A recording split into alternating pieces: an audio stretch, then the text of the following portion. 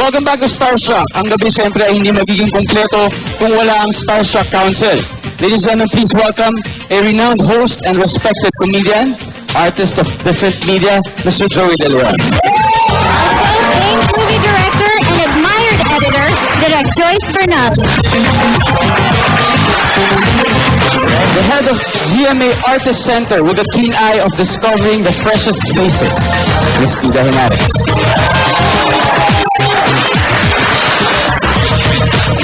Okay, ito na po. In no particular order, we will announce the 5 finalists with the lowest scores this week. So kindly step forward if your name is called. Ngayong gabi, kaya matatapos ang dream ni Sheena Halili.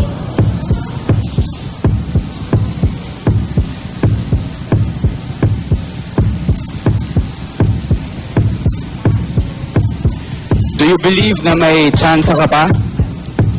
Christian Esteban?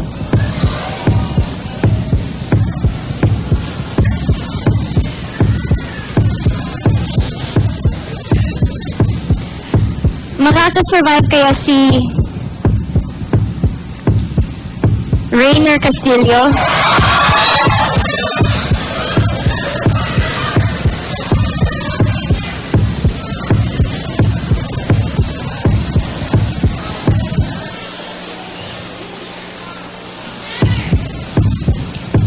Huling gabi na ba ni Jade Lopez?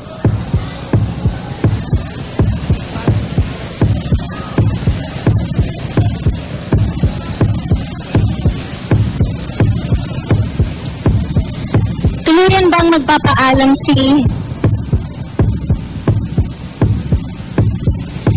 Dion Ignacio?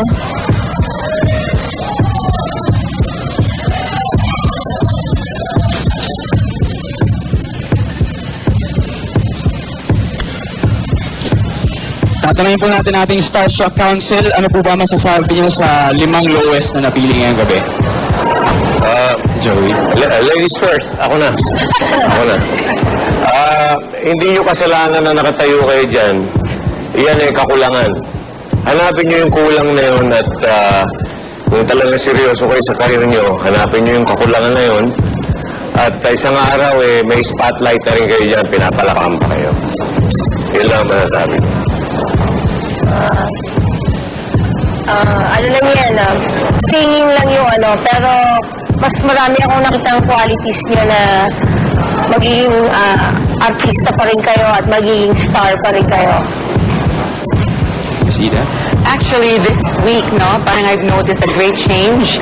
Ang gaganda na nila. And then they've also shown that they really tried, even if talagang most of them can't sing.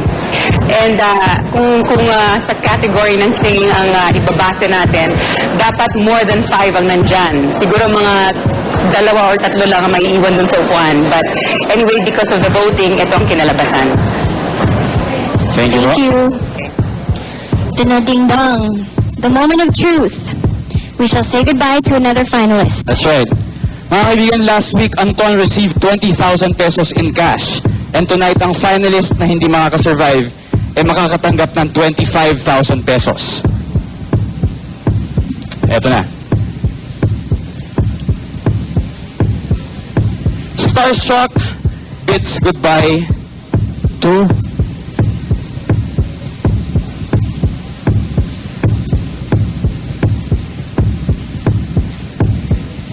Jade Lopez. Sheena, Rainer, Christian, and Dion, magpapatuloy kayo sa Starstruck Test next week. You may join the rest of the survivors. Jade, you may not have survived the search, but you are definitely a Starstruck star. Thank you very much, Jade.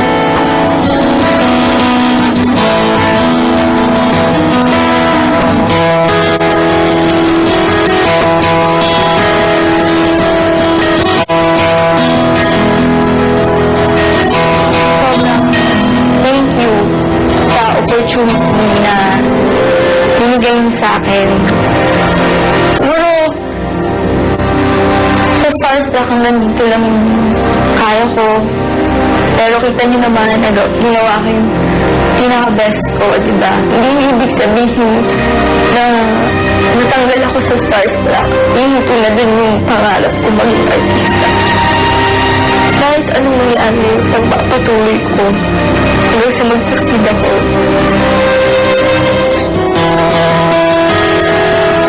At sa aming pagbabalik, 10 na lang ang Starstruck Survivors.